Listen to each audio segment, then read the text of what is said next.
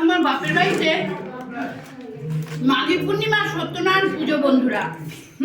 এখনো কিন্তু ঠাকুর মশাই আসেনি, বলেছিল 12টার সময় ঠাকুর মশাই আসবে, এখনো আসেনি। কিন্তু আমাদের 2টো বেজে গেছে, খেতে দিয়ে দিয়েছে আমাদের ওই যে ভাইয়ের বউ। দেখা একটু মামিকে। ওদের বাড়ি ওরই পুজো।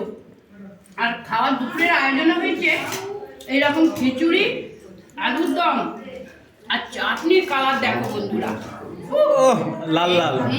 তার মধ্যে আবার কাজু দিয়েছে। ওদিকে ওইটা পাঁপড় আছে রেখে দিয়েছে।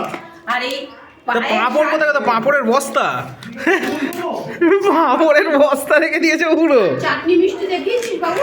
সব দেখানো হয়েছে।